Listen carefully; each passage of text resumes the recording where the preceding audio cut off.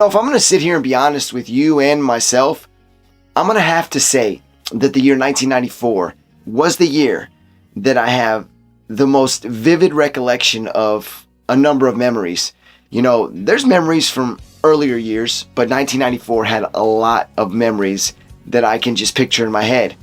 Now, when it came to rock and roll music, there was a band that released one of the most classic albums with a number of hits that probably put them down in the record books. But it wasn't a band from Seattle, Washington. It was a band from York, Pennsylvania. What is going on, everybody? Welcome back, music lovers, especially my rock music lovers. Listen, if you're not subscribed to the channel, please do so right now. That'll absolutely help me and this channel grow.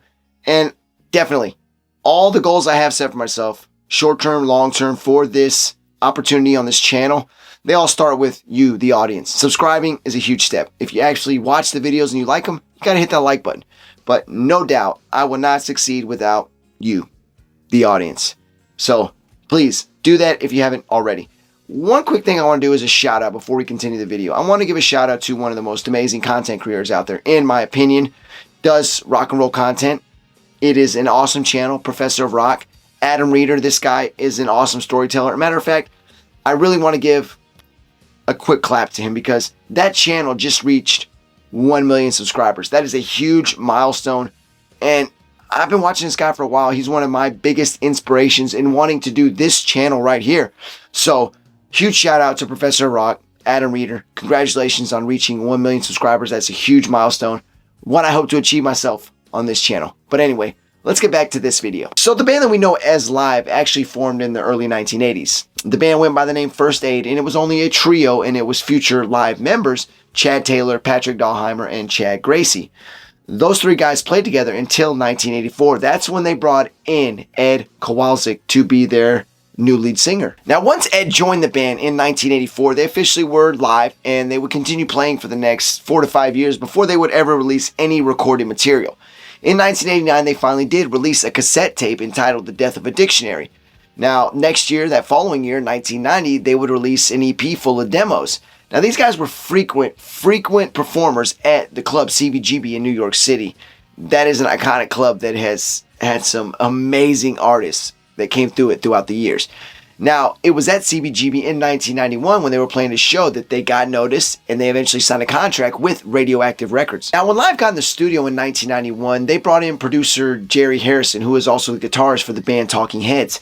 He would produce these demo songs into an EP for them.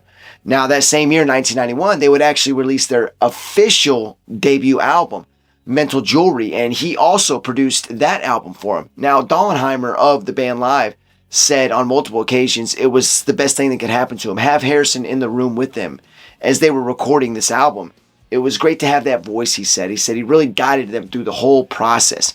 And I'm sure when you're a young band, or young at anything, something that you're new and doing it as you want it to be your career, your goal, your path in life, it's always good to have people there to help guide you. Now, sometimes those voices can be bad. They can send you in the wrong direction. But you never know until you go through those moments which one of those voices are there to help you and guide you, and which ones are there to tear you down. If you're those who were around when Mental Jewelry actually came onto the scene, you can probably vouch for it a lot better than I can. But I've listened to that album, and I know it's a pretty damn good album, and, it's sold well over 1 million copies to date and has been certified platinum. But you think about 1991, unless you were a band named Nirvana, Pearl Jam, Alice in Chains, it was really hard to break through into the mainstream. But to release an album that was probably under the radar for that time and to be certified platinum is a pretty damn good success story, I would have to say. But what they did next is they got back into the studio in 1993, and from July to September of that year, they were recording what would be their sophomore album, their follow-up album. And it's not hard to see why this album, Mental Jewelry, was possibly overshadowed by what they were about to do next. So once the guys from Live got out of the studio in late 1993, it would be until 1994 they would have to wait to release this album. Now, to get fans anxious and hopefully anticipating this album's release, which would come in April, they would drop them a gem in February of 1994. Now, I gotta say, if you want to talk about iconic songs in the 90s, forget about the grunge movement, forget about all those bands, forget about all the bands that really had to try to fight through that grunge wall to get noticed. They would release a gem in that month of February in 1994. God, it's one of the most iconic songs in the 90s. And it was the track Selling the Drama.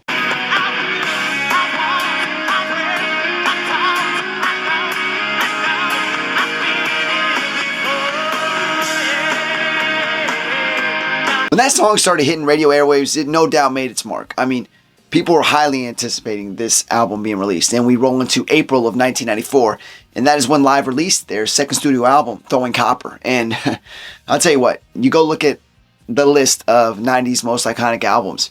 Whether you're a fan or not, you know, it just is what it is. Throwing Copper is one of 90s most greatest gems, period. Like I said before, 1994, for me, I have a lot of memories that go back that are so ingrained in my head.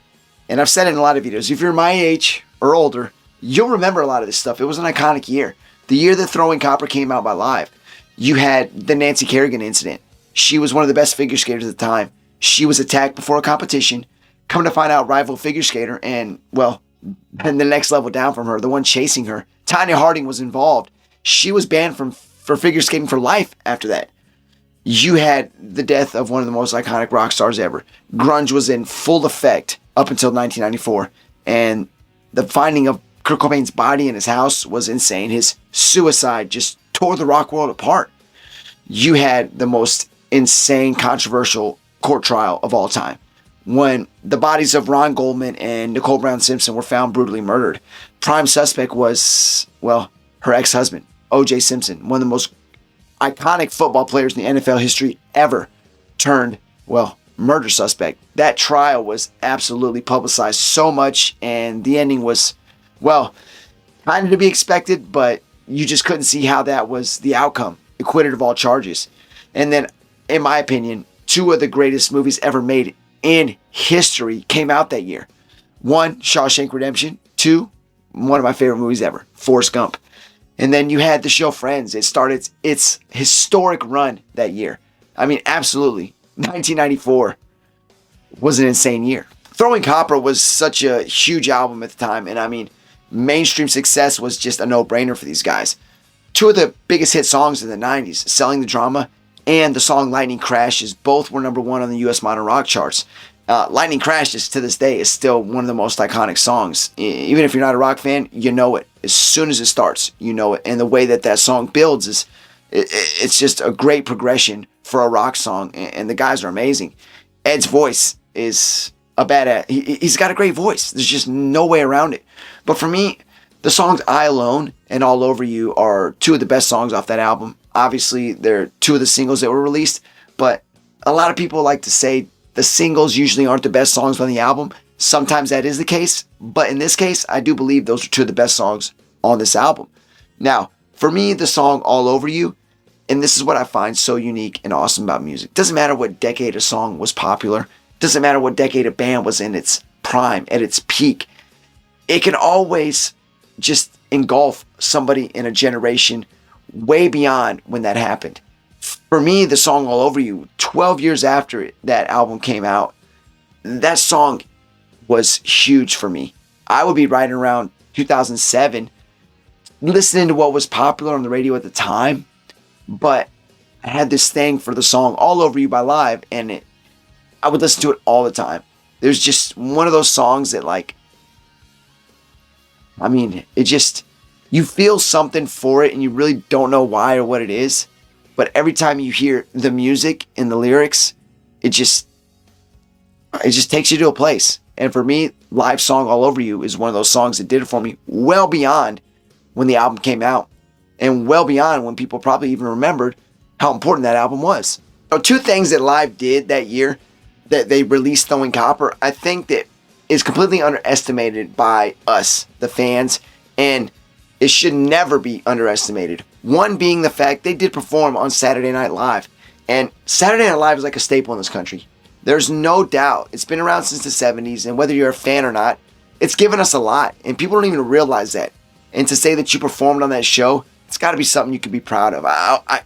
If any artist or band that said they performed on there, except for some that there's been a couple bad experiences, but any of them that tell me that they didn't enjoy that and think it was one of the most awesome things in the world, I'd be surprised. SNL's brought us amazing things. Some of the most awesome spin-off movies ever. We would have never got Wayne's World if it wasn't for Saturday Night Live. We never would have got Coneheads. I mean, it's just absolutely amazing. You know, Adam Sandler. That guy has built an empire. He is so iconic as it stands today. His roots are Saturday Night Live. I mean, whether you want to admit it or not, we got to thank our lucky stars that SNL is alive and well, and it started right here in our country, the good old US of A. And the second thing was performing at Woodstock 94. I'm a huge history buff. If I'm sitting down with a guy, you know, a World War II vet, I'm going to listen to what he's saying. I'm going to probably be so intrigued, and I'll probably ask a lot of questions. You told me about Woodstock 69, and there's been some people that I've talked to that were there. And the stories they tell are amazing. I try to imagine myself there. You know, and anytime you try to replicate something like Woodstock, you want to be there and be involved in it to say you were there. Even if it don't live up to, well, the stories of what the original was, and the fact that live was a big part of Woodstock 94. Those are two huge things I think they can hang their hat on and be proud of. And man, any one of us would sell our souls to have a career that would take us to those places. Maybe not literally, but you know those guys were living large. Just to kind of give you a little insight, I mean, Throwing Copper was one of the most iconic albums of the 1990s. It was certified 8 times platinum in the United States. It was certified all over the world, mostly Australia and countries in Europe, but those were just countries that it did huge in. I mean, the album was popular all over the world. And you'll find that with a lot of bands. You know, a lot of their popularity usually comes outside the States. Sometimes you'll find this insane popularity they get in the States and the huge success. Sometimes it's amplified 2 or 3 times outside the country. It's absolutely amazing. But no doubt, if you really look at the 90s, think about when this album came out and when this band was coming onto the scene.